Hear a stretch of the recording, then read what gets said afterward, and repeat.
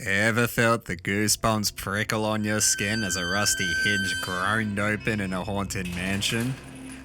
Or have your heart pound as a dragon's roar echoed through a misty mountain pass? These are the whispers of diegetic elements, the unseen puppeteers weaving magic within the worlds we play. Hoi! Dr. Damo here to explain diegetic elements, how they're used in game design, VR, and AR, and if you stick around long enough to watch the rest of this video, you'll even learn some tips for crafting diegetic elements effectively. After all, I do have a PhD and over 20 years of industry experience, so I like to think I know my shit.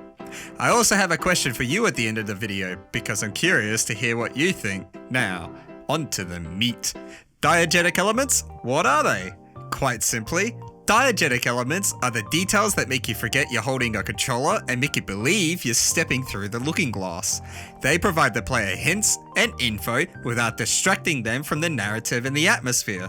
Overall, there are 3 types of diegetic elements. Number 1, sound. We're talking footsteps, character voices, music, environmental sounds. Take this gameplay excerpt from Ned, for example.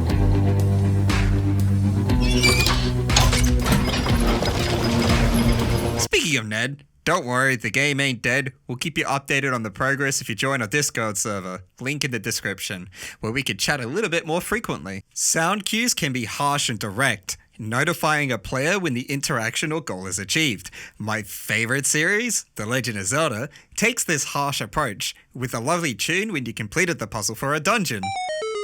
Sound cues can also be ambient, guiding a player towards a target.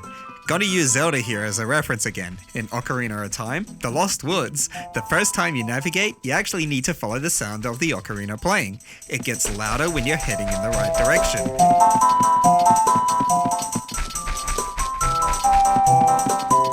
Sound cues can also be woven into the game mechanics. Here, the game 140 uses the sound to provide player cues on where and how they can perform actions and overall the state of the environment.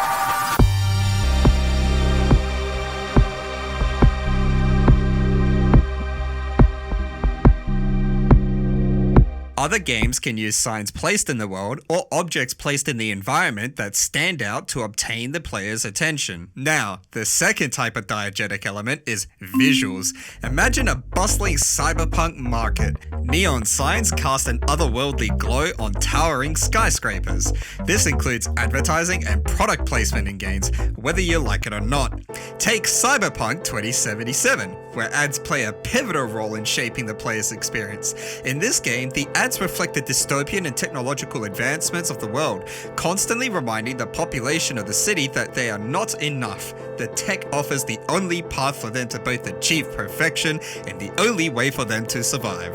Though, I'm not gonna lie, I suppose that's the way it is in reality too, huh?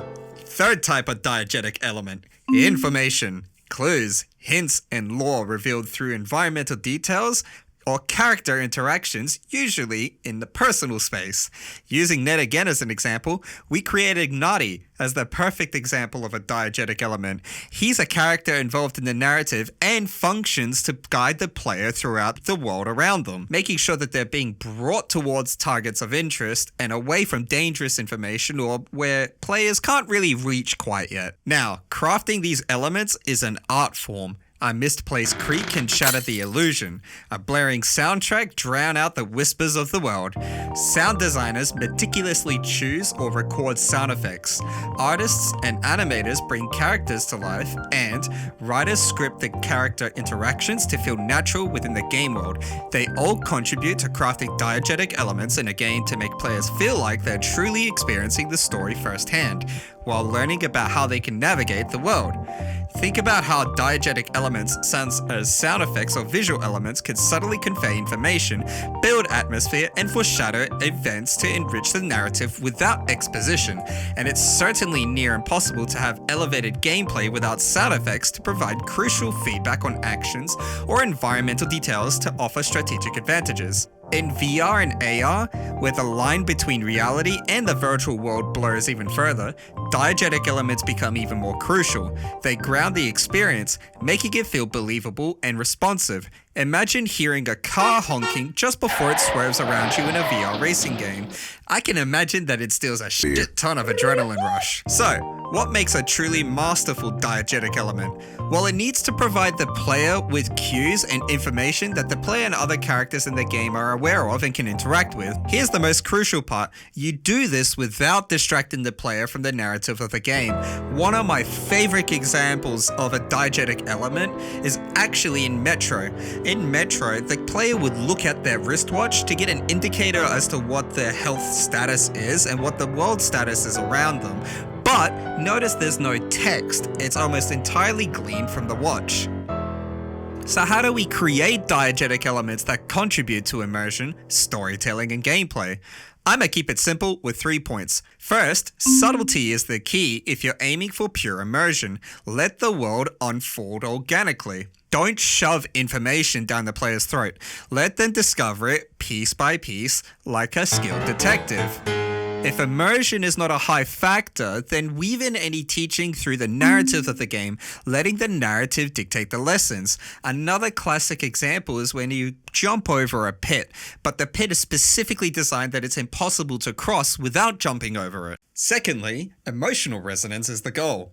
Make the player's heart race with anticipation, their breath hitch with fear, their eyes widen with wonder. Use visuals to paint emotions like Van Gogh wielding a brush, or sound to stir up excitement like Beethoven conducting a symphony.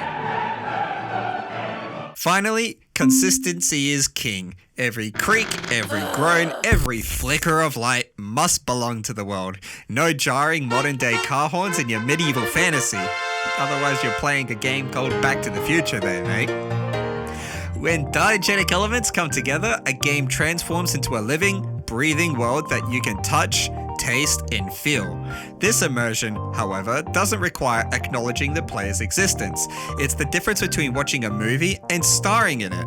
After all, that's the true beauty of games. They're not just about entertainment, they're portals to countless adventures waiting to be lived.